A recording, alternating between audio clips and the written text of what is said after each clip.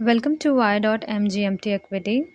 So in our previous class we have completed a relationship between revenue जहाँ पे हमने ये देखा था जहाँ पे हमने यही सारे रिलेशनशिप जैसे टी आर ए आर के बीच में क्या होता है, ए आर एम आर के बीच में रिलेशनशिप कैसा होता है इन परफेक्ट कॉम्पिटिशन में ए आर एम आर के बीच का रिलेशनशिप कैसा होता है, T R and M R के बीच का रिलेशनशिप कैसा होता है, ये सब चीज़ें हमने लास्ट क्लास में पढ़ी थी और उसी को आज हम लोग फर्दर कंटिन्यू करेंगे। तो ये हमारा उसी टॉपिक का पार्ट 2 है। ठीक है, तो आज मैं आपको कंटिन्यू कराऊंगी relationship between revenue. So let's start. तो यहाँ पे हम लोग स्टार्ट करेंगे और यहाँ पर आप जैसा कि देख रहे हैं कि यहाँ पर बेसिकली जो भी टॉपिक्स हम लोग कवर करेंगे वो टॉपिक्स किससे रिलेटेड होगी।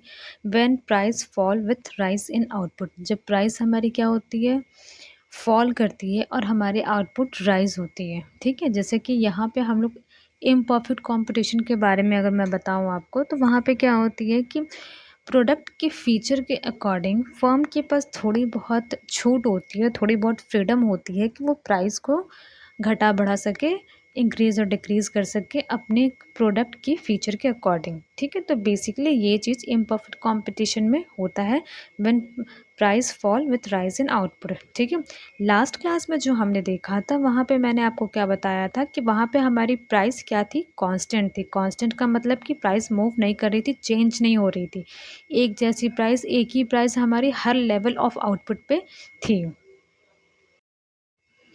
तो अगर मैं आपको बताऊं तो परफेक्ट कंपटीशन में क्या होता है कि हमारी इंडस्ट्री जो होती है वो प्राइस मेकर होती है एंड हमारी फर्म्स जो होती हैं वो प्राइस टेकर होती हैं।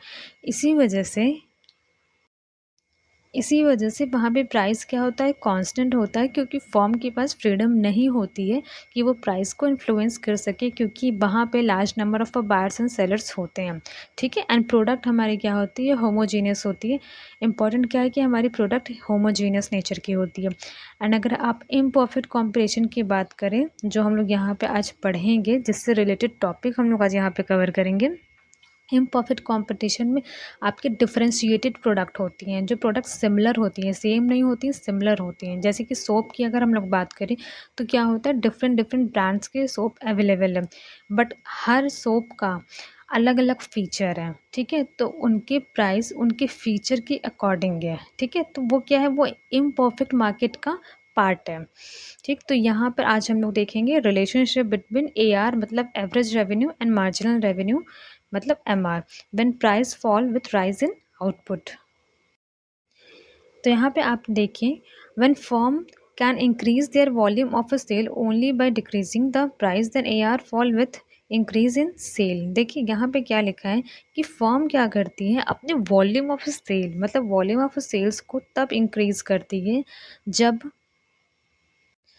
प्राइस क्या हो रही है, डिक्रीज़ हो रही है। मतलब यहाँ पे फॉर्म वॉल्यूम ऑफ सेल्स मतलब कि जो भी क्वांटिटी वो प्रोड्यूस करके सेल कर रही है उसको इंक्रीज़ कर रही है, मतलब अपनी सेल्स क्वांटिटी को इंक्रीज़ कर रही है। कब इंक्रीज़ कर रही है, जब प्राइस डिक्रीज़ हो रही है तब।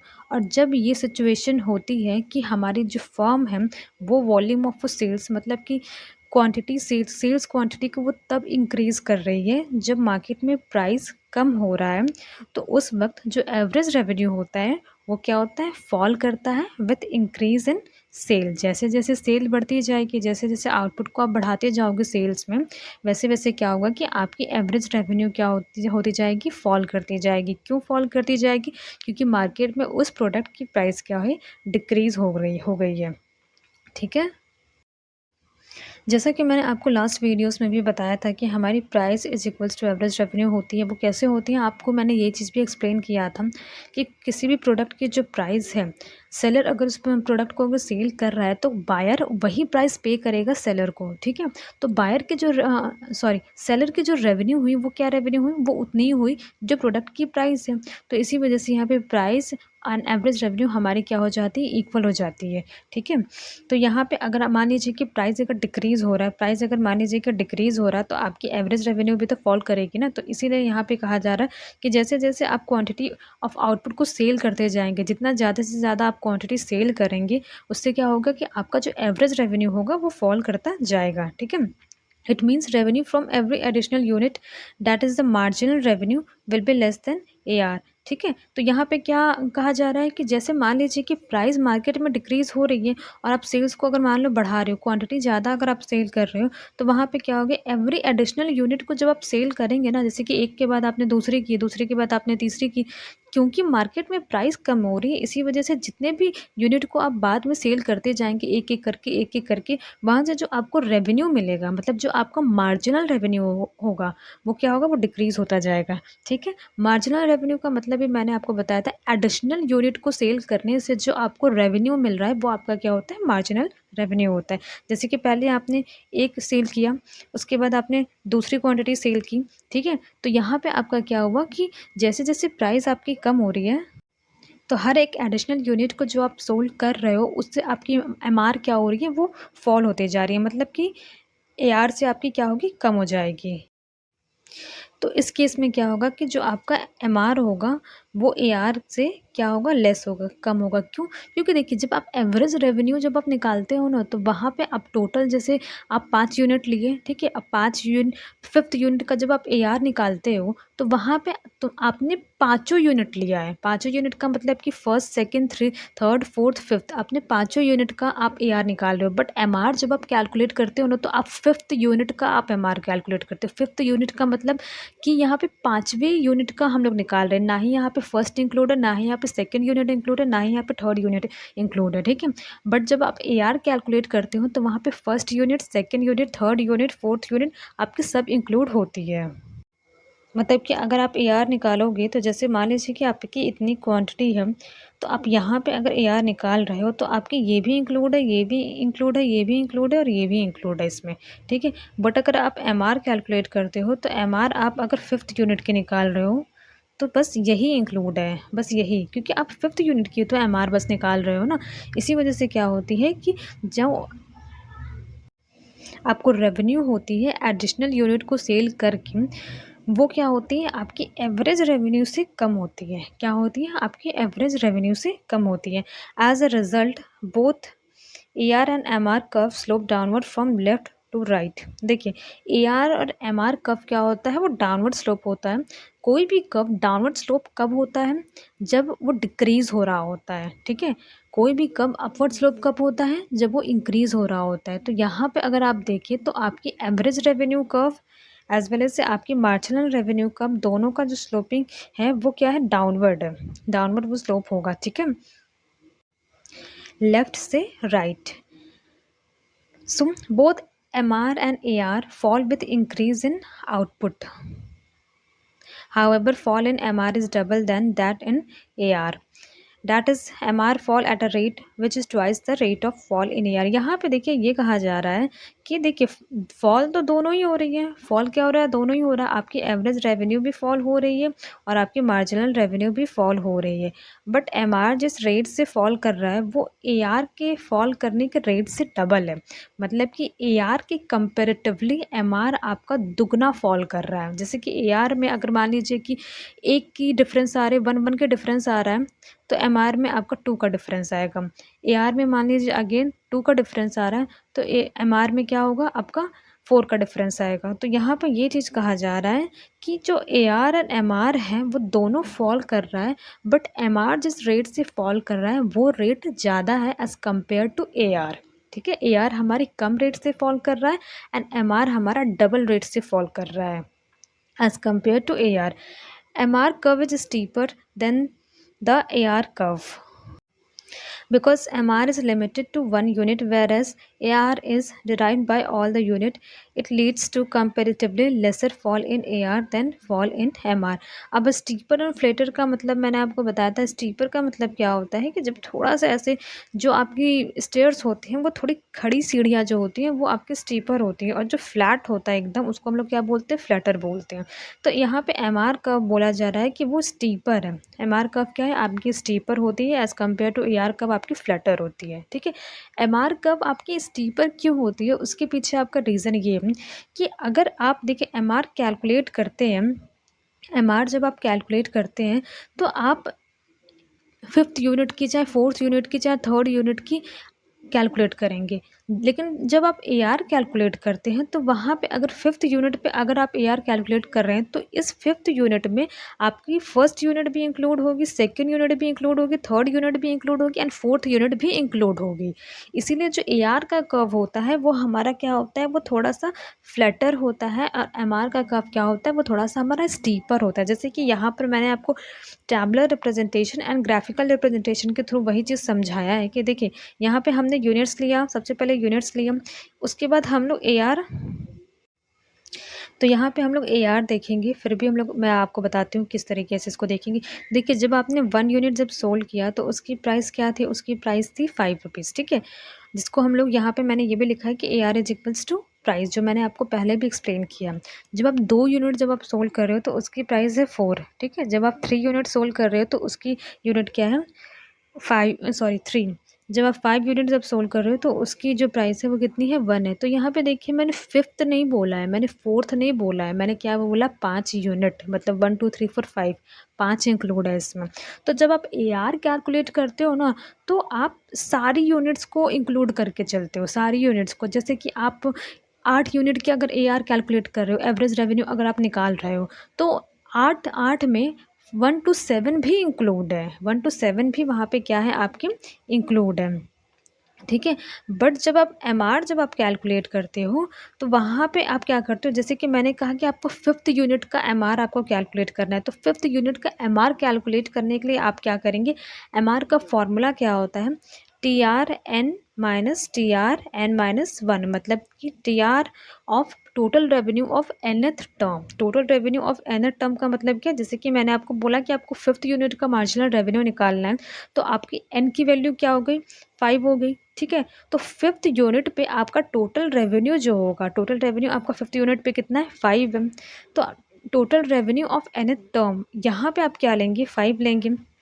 उसके बाद इसको माइनस किससे आप करेंगे, इसको आप माइनस करेंगे जो 4th यूनिट की जो टोटल रेवेन्यू होगी उससे आप इसको माइनस करेंगे। क्यों, क्योंकि आपको माइनस करना है किससे, TRN-1 से आपको माइनस करना है, और n की वैल्यू आपकी 5 है, n की वैल्यू आपकी कितनी है, 5 है, और n-1 से आपको उसका TR आपको निकालना है, मतलब कि n-1 का आपको देखना है कि TR कितना है। तो n-1 का मतलब क्या हुआ, 5-1, n-1 का मतलब क्या हुआ, 5-1, तो आपका 4 आया।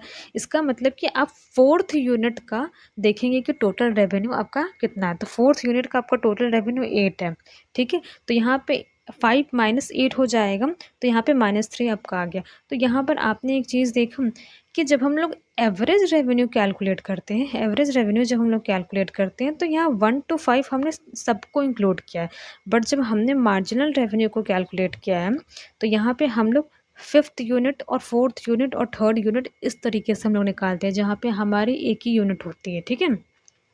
इसी वजह से कर्व की ये डिफरेंसेस आती है कि जो हमारा एमआर कर्व होता है वो थोड़ा स्टीपर होता है एंड एआर कर्व जो होता है वो हमारा फ्लैटर होता है। तो इसको जब आपने ग्राफ पे प्लॉट किया तो आपने क्या देखा, जब आपने ग्राफ पे इसको प्लॉट किया तो आपने देखा कि आपका एमआर क्या है, वो थोड़ा स्टीपर है एंड एआर जो है वो आपका फ्लैटर है। वाई एक्सिस पे आप as usual AR and MR लेंगे एंड एक्स एक्सिस पे आप यूनिट सोल्ड लेंगे, मतलब क्वांटिटी आप लेंगे, ठीक है। और यहाँ पे इसको आपको शो करना है कि आपके जो एमआर कर्व है वो किस तरीके से मूवमेंट कर रही है एंड एआर कर्व है वो किस तरीके से मूवमेंट कर रही है। तो आप ये चीज़ देख रहे हैं कि आपकी एमआर क्या हो रही है, फॉल कर रही है, और फॉल करते करते वो क्या हो जा रही है, नेगेटिव हो जा रही है। एंड एआर को आप देखिए तो एआर आपकी कॉन्टिन्यूसली क्या कर रही है, फॉल कर रही है। बट अगर यहाँ आप देखें कि मार्जिनल रेवेन्यू जिस रेट से आपकी फॉल कर रही है वो एआर के डबल रेट से वो फॉल कर रही है, मार्जिनल रेवेन्यू आपकी दुगनी तेज़ी से फॉल कर रही है एज़ कम्पेयर टू एआर, ठीक है। इसी वजह से वो क्या हो रही है कि पहले वो फॉल कर रही है, देन उसके बाद वो फॉल करते करते नेगेटिव हो जा रही है। यहाँ पे अगर आप देखें तो एआर क्या है, मतलब एवरेज रेवेन्यू क्या है, वो ग्रेटर है एमआर से। आप कर्व से भी ये चीज़ देख सकते हैं कि आपकी एवरेज रेवेन्यू की जो कर्व है वो थोड़ी राइटवर्ड है एंड एमआर जो कर्व है, मतलब मार्जिनल रेवेन्यू की जो कर्व है वो थोड़ी लेफ्ट में है, ठीक है, थोड़ी लेफ्ट में है, मतलब एक्स एक्सिस के और वाई एक्सिस के थोड़ी ज़्यादा पास है, स्पेशली वाई एक्सिस के ज़्यादा टच में, ठीक है। तो यहाँ पे क्या है कि जो आपकी एवरेज रेवेन्यू है वो क्या है, वो ज़्यादा है MR से, ठीक। MR curve show change in particular unit. जैसा कि मैंने आपको बताया कि जो MR होती है, मार्जिनल रेवेन्यू होती है, वो एक पर्टिकुलर यूनिट के चेंज को शो करती है। यहाँ पे हम लोग MR किसका कैलकुलेट करते हैं, जैसे मान लीजिए 4th यूनिट का हम लोग कैलकुलेट करेंगे, 5th यूनिट का करेंगे, 3rd यूनिट का करेंगे। 3rd मैंने बोला है, 5th बोला है, 4th बोला है, ठीक है। 5 मैंने नहीं बोला है। बट AR जब आप कैलकुलेट करेंगे तो आप 5 यूनिट का आप क्या करेंगे, एवरेज रेवेन्यू कैलकुलेट करेंगे, 4 यूनिट का आप कैलकुलेट करेंगे। मतलब ये कि उस 5 में आपकी 1 to 4 भी इंक्लूड होंगी। आप 1 to 5 तक का चेंज आप AR कैलकुलेट करके देखेंगे कि क्या आ रहा है, ठीक है। Then relationship between AR and MR। अब AR एंड MR मैंने आपको बताया। अब हम लोग देखेंगे कि average revenue and marginal revenue के बीच में रिलेशनशिप किस तरीके का होता है। तो देखिए यहाँ लिखा है AR increases as long as MR is higher than AR। तो अब हम लोग देखेंगे relationship between AR and MR, मतलब कि average revenue and marginal revenue के बीच का रिलेशनशिप देखेंगे। तो फर्स्ट पॉइंट हमारा क्या कह रहा है, फर्स्ट पॉइंट हमारा ये कह रहा है कि जब हमारा MR क्या होता है, वो ग्रेटर होता है देन AR से, मतलब MR मतलब मार्जिनल रेवेन्यू हमारा ज़्यादा होता है एवरेज रेवेन्यू से, तो उस वक्त हमारी एवरेज रेवेन्यू क्या होती है, वो इंक्रीज़ कर रही होती है। ये हमारा क्या है, फर्स्ट पॉइंट है, जिसको मैं आपको ग्राफ के थ्रू भी बताऊंगी। सेकंड आपका क्या है, सेकंड पॉइंट आपका ये है, तो सेकंड पॉइंट आपका क्या है कि AR is a maximum and constant when MR is equal to AR। AR क्या होता है, हमारा मैक्सिमम होता है एंड कांस्टेंट होता है। मतलब जब हमारा MR एंड AR, जिस पॉइंट पे हमारा MR एंड AR इक्वल होता है, और आप ये भी कह सकते हैं कि MR एंड AR हमारा इंटरसेक्ट करता है एक दूसरे को, उस पॉइंट पे हमारी जो AR होती है, मतलब एवरेज रेवेन्यू कब होती है, वो सबसे ज़्यादा मैक्सिमम होती है और कांस्टेंट भी होती है। जिस पॉइंट पे marginal revenue is equals to average revenue होता है, उस पॉइंट पे एवरेज रेवेन्यू क्या होती है, maximum as well as constant होती है। ये हमारा क्या है, सेकंड पॉइंट है। थर्ड पॉइंट आपका क्या है, AR fall when MR is less than AR, और when MR is less than AR fall. देखिए जब मार्जिनल रेवेन्यू क्या होती है, लेस देन होती है एवरेज रेवेन्यू से, मतलब मार्जिनल रेवेन्यू कम होती है एवरेज रेवेन्यू से, तो उस वक्त हमारा एवरेज रेवेन्यू क्या होता है, फॉल करता है, ठीक। तो यहाँ पे 3 केस बेसिकली आपको याद रखने हैं। वो 3 केस आपके क्या हैं, वो 3 केस आपके हैं, ये 3 केस है जो मैंने यहाँ पे दिया हुआ है, कि जब आपकी MR क्या होती है, ज़्यादा होती है AR से, तब आपका AR क्या होता है, इंक्रीज़ करता है। जब आपका MR इज इक्वल्स टू होता है किसके, एवरेज रेवेन्यू के, तो तब आपकी AR क्या होती है, वो कांस्टेंट होती है एंड मैक्सिमम होती है। और जब आपकी मार्जिनल रेवेन्यू कम होती है एवरेज रेवेन्यू से, तो आपकी एवरेज रेवेन्यू क्या करती है, फॉल करती है। अब इसी 3 कंडीशन को हम लोग ग्राफ के थ्रू समझेंगे। तो यहाँ पे देखिए मैंने ग्राफ बनाया है, MR वाले कर्व को मैंने थोड़ा डार्क किया है। तो यहाँ पे देखिए जो ग्राफ में अगर आप देखिए, जैसा कि मैंने आपको बताया कि जब आपका MR क्या होता है, ज़्यादा होता है एवरेज रेवेन्यू से, मतलब मार्जिनल रेवेन्यू क्या होता है, ज़्यादा होता है एवरेज रेवेन्यू से, तो उस कंडीशन में उस वक्त आपकी एवरेज रेवेन्यू क्या हो रही होती है, इंक्रीज़ हो रही होती है। तो यहाँ पे देखिए कि जो आपकी MR कर्व है, ये वाली जो आपकी MR कर्व है, वो क्या है, ज़्यादा है, किससे ज़्यादा है, एवरेज रेवेन्यू वाले कर्व से ज़्यादा है। बट इस स्टेज पे आप देखिए जो आपकी एवरेज रेवेन्यू है, वो क्या हो रही है, इंक्रीज़ हो रही है। आपकी एवरेज रेवेन्यू क्या हो रही है, इंक्रीज़ हो रही है, ठीक है। MR आपका क्या है, ब्लू वाली जो लाइन है वो आपकी क्या है, MR कर्व है, एंड ग्रीन वाली जो लाइन है वो आपकी क्या है, एवरेज रेवेन्यू कर्व है। तो आपकी MR जिस पॉइंट पे ज़्यादा है, ऊपर की तरफ है, एंड AR आपका नीचे की तरफ है, तो आप इस स्टेज पे देखिए कि क्या है, कि आपकी एवरेज रेवेन्यू क्या हो रही है, इंक्रीज़ हो रही है, ठीक है।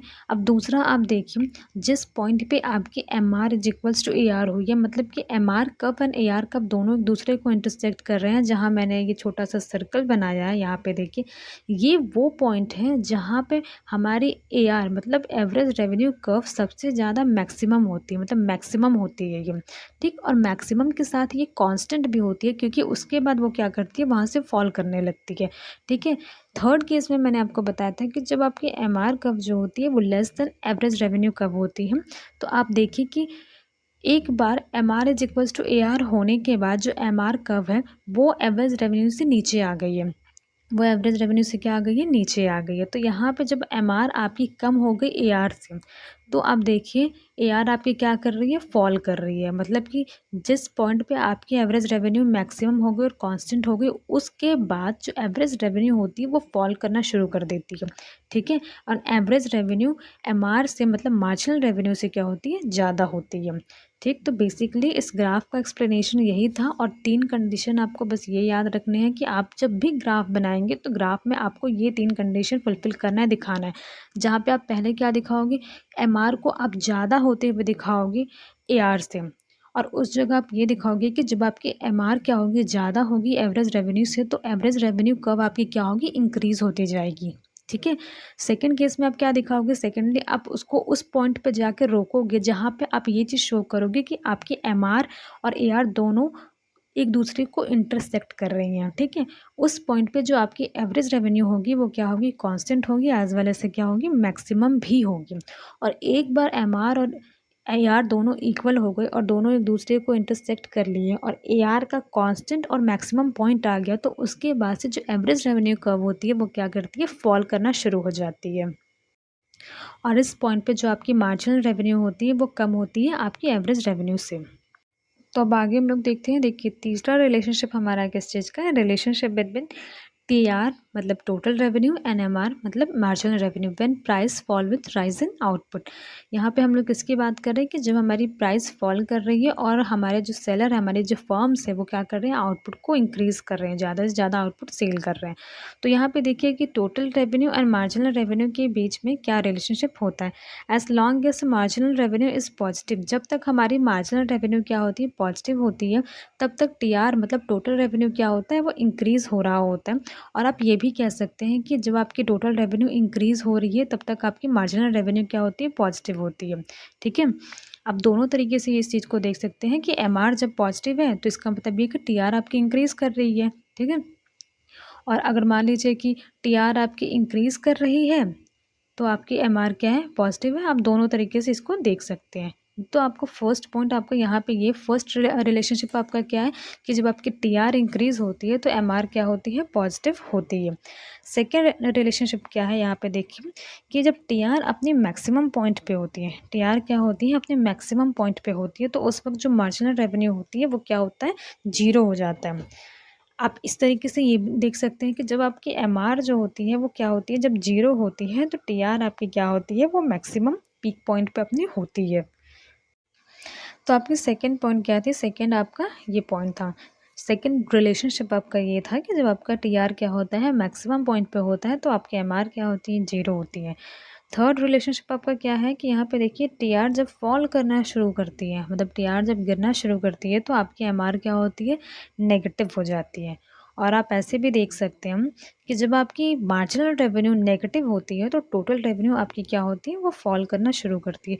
तो यहाँ पे 3 जो हमने केस पढ़े, वो 3 केस हमने क्या पढ़े, वो 3 केस हमने ये पढ़े हैं कि टीआर आपकी क्या है, जब इंक्रीज़ हो रही है तो आपकी मार्जिनल रेवेन्यू क्या है, पॉजिटिव है। जब टीआर आपके मैक्सिमम पॉइंट पे है तो मार्जिनल रेवेन्यू आपकी जीरो है, और जब टीआर आपकी फॉल कर रही है तो मार्जिनल रेवेन्यू आपकी क्या है, नेगेटिव है। इसी को आप tabular as well as graphical representation के थ्रू मैं अगर आपको समझाऊँ तो यहाँ पे आप देखिए, यहाँ पे मैंने एक टेबल दिया है, टेबल में मैंने यूनिट्स दिए हैं, यूनिट्स आपकी क्या हो रही है, कॉन्टिन्यूसली इंक्रीज़ हो रहा है। और जैसा कि हम लोग देख रहे हैं कि यहाँ हम लोग पढ़ रहे हैं, क्या पढ़ रहे हैं कि यहाँ पे फॉर्म्स हमारे आउटपुट को इंक्रीज़ कर रही है बाय फॉलिंग इन प्राइस। जैसे जैसे हमारी प्राइस गिर रही है वैसे वैसे क्या हो रही है, सॉरी, हाँ, जैसे-जैसे हमारी प्राइस क्या हो रही है, गिर रही है, वैसे-वैसे हमारी जो आउटपुट है वो क्या हो रही है, वो इंक्रीज़ हो रही है, जैसा कि मैंने आपको बताया। तो यहाँ पे आप देखिए जो आपकी एवरेज रेवेन्यू और average revenue is equals to price, जैसा कि मैंने आपको पहले भी बताया था कि एवरेज रेवेन्यू हमारी प्राइस की इक्वल मानी जाती है। क्यों मानी जाती है, ये भी मैंने आपको बताया। आप लास्ट वीडियोज़ में जाइए, वहाँ पे देखिए, ठीक है। उसके बाद आपने टोटल रेवेन्यू जब निकाला तो टोटल रेवेन्यू को कैलकुलेट करने का फॉर्मूला भी मैंने आपको बताया था, क्या होता है, क्वांटिटी इनटू प्राइस। हर एक क्वांटिटी को आपने किस प्राइस पे आपने सेल किया है, अब क्वांटिटी इनटू प्राइस जब आप करेंगे तो आपका क्या कैलकुलेट होकर आ जाएगा, टोटल रेवेन्यू। जैसे यहाँ पे देखिए 1 into 5, 4 into 2, 3 into 3, 4 into 2, 5 into 1, मतलब कि यूनिट्स को आपने मल्टीप्लाई किए हैं, किससे मल्टीप्लाई करें, उनके प्राइस जितने भी रुपए में आपने उनको सेल किया है। ठीक है। तो आपकी टोटल रेवेन्यू यहाँ पे कैलकुलेट होकर आ गई। उसके बाद जब आप मार्जिनल रेवेन्यू कैलकुलेट करेंगे तो मार्जिनल रेवेन्यू को कैलकुलेट करने का आपका फॉर्मूला क्या होता है, T R N minus T R n-1, मतलब ये total revenue n minus total revenue n-1। Last video में मैंने आपका फॉर्मूला भी कवर करवाया। मार्जिनल कॉस्ट और मार्जिनल प्रोडक्ट का एक सेपरेट वीडियो भी मैंने आपको बना कर दिया है, तो वहाँ पे भी ये फॉर्मूले होंगे as well as a concept of revenue. जहाँ पे मैंने रेवेन्यू चैप्टर स्टार्ट किया है उसका नाम है कॉन्सेप्ट ऑफ रेवेन्यू, से आपको मिल जाएगा। तो वहाँ पे भी मैंने आपको इसका फार्मूला, सबके फार्मूले दिए हैं, TR AR MR सबके फार्मूले वहाँ पे दिए हैं, ठीक है। तो वहाँ पे भी आप जाकर देख सकते हैं। तो वैसे MR कैलकुलेट करने का फॉर्मूला क्या होता है कि जिस भी यूनिट का आपको मार्जिनल रेवेन्यू कैलकुलेट करना है उस यूनिट का आप टोटल रेवेन्यू पहले निकालेंगे एंड देन उससे एक कम यूनिट का टोटल रेवेन्यू निकाल कर आप क्या करेंगे, माइनस कर देंगे। जैसे आपको थर्ड यूनिट का MR अगर निकालना है तो आप थर्ड यूनिट का सबसे पहले यहाँ पे TR देखेंगे। थर्ड यूनिट का अगर आप TR देखें तो यहाँ पे क्या है, 9 है, ठीक है। एंड सेकेंड यूनिट का आप TR लेंगे तो क्या है, आपका 8 है। तो 9 माइनस 8 जब आप करेंगे तो यहाँ आपका MR कितना आएगा, 1 आएगा। तो यहाँ पे देखिए 1 लिखा है, ठीक है। तो ये आपका होता है कैलकुलेशन। अब यहाँ पर रिलेशनशिप समझिए कि देखिए जब आपकी टोटल रेवेन्यू क्या है, इंक्रीज हो रही है, आपकी टोटल रेवेन्यू क्या हो रही है, इस पॉइंट पे आपकी टोटल रेवेन्यू इंक्रीज हो रही है, तो आपकी MR क्या है, पॉजिटिव है। 531 आपकी क्या है, पॉजिटिव है। उसके बाद देखिए क्या है कि जब आप जहाँ पे टोटल रेवेन्यू आपकी मैक्सिमम होगी, टोटल रेवेन्यू मैक्सिमम कहाँ हुई है, जहाँ पे ये वैल्यू 9 है, ठीक है। 9 मतलब कि फोर्थ यूनिट पे आप देखिए कि आपकी टोटल रेवेन्यू कितनी है, 9 है। एंड 9 जो टोटल रेवेन्यू है ये आपकी क्या है, मैक्सिमम है। जहाँ पे आपको TR मैक्सिमम होता है वहाँ पे जो मार्जिनल रेवेन्यू होती है वो क्या होती है, 0 हो जाती है, ठीक है। थर्ड आप देखिए, थर्ड आपका रिलेशनशिप क्या मैंने बताया था कि जब आपकी टोटल रेवेन्यू फॉल करना शुरू करती है, तो यहाँ पे देखिए फोर्थ यूनिट के बाद से जो फिफ्थ यूनिट पे जो आपकी TR कैलकुलेट होकर के आई है वो TR कितनी है, 5 है। वो TR कितनी है, 5 है, ठीक है। तो यहाँ पे आपकी टोटल रेवेन्यू क्या हुई, फॉल हुई। अब जैसा कि मैंने आपको बताया था कि टोटल रेवेन्यू जब आपकी फॉल होती है तो आपकी मार्जिनल रेवेन्यू क्या होती है, नेगेटिव हो जाती है। तो यहाँ पर आप देखिए कि यहाँ पे आपकी मार्जिनल रेवेन्यू -4 हो गई, नेगेटिव हो गई। तो ये जो तीनों रिलेशनशिप है ये हमने टेबल के फॉर्म में देख लिया। अब यहाँ पे ग्राफ के फॉर्म में देखिए, यहाँ पे TR कर्व जो है ये ऊपर वाली TR कर्व है, नीचे वाली आपकी MR कर्व है। एक्स एक्सिस पे एज यूजुअल हमने यूनिट सोल्ड लिया है एंड वाई एक्सिस पे हमने MR एंड TR लिया है। यहाँ पे TR लिया है, यहाँ पे MR लिया है, ठीक है। तो यहाँ पे देखिए कि जो कर्व यहाँ पे बना है तो ऊपर वाला हमारा TR कर्व है। TR कर्व जब हमारी क्या हो रही है, इंक्रीज हो रही है, तो MR कर्व को देखिए कि यहाँ है, MR कर्व आपकी फॉल कर रही है बट स्टिल वो क्या है, पॉजिटिव है। स्टिल वो क्या है, पॉजिटिव है। फिर एक ऐसा पॉइंट आता है जिस पॉइंट पे जो टोटल रेवेन्यू होती है वो मैक्सिमम हो जाती है। जैसे कि यहाँ पे ए पॉइंट है, ये वो पॉइंट है जहाँ पे हमारा टोटल रेवेन्यू क्या है, वो मैक्सिमम है, ठीक है। तो जहाँ पे हमारी टोटल रेवेन्यू मैक्सिमम होती है वहाँ पे हमारा MR क्या होता है, 0 हो जाता है। MR क्या हो जाता है, 0 हो जाता है। तो ये भी कंडीशन, ये भी रिलेशनशिप आपने देखा। उसके बाद देखिए आपने थर्ड क्या पढ़ा था कि जब टोटल रेवेन्यू आपकी फॉल करती है तो MR क्या हो जाती है, नेगेटिव हो जाती है, ठीक है। जब टोटल रेवेन्यू आपकी फॉल की तो MR मतलब मार्जिनल रेवेन्यू आपकी क्या हुई, नेगेटिव हो गई। तो ये आपका ग्राफिकल रिप्रेजेंटेशन था जो कि एग्जाम में आपको table as well as graph दोनों ही बना के आपको एक्सप्लेन करना होगा। So thank you for today. आज मैंने आपको क्या एक्सप्लेन किया, relationship between revenue when price fall with rise in output. तो आज मैंने ये वाला पूरा कॉन्सेप्ट आपको एक्सप्लेन कर दिया। आई होप मैंने बहुत अच्छे से एंड बहुत सिंपल वर्ड्स में समझाया है और इस बार मैंने वीडियो में बहुत धीरे धीरे बोलने की कोशिश की है, ठीक। सो thank you for the time and please like share and subscribe. Thank you.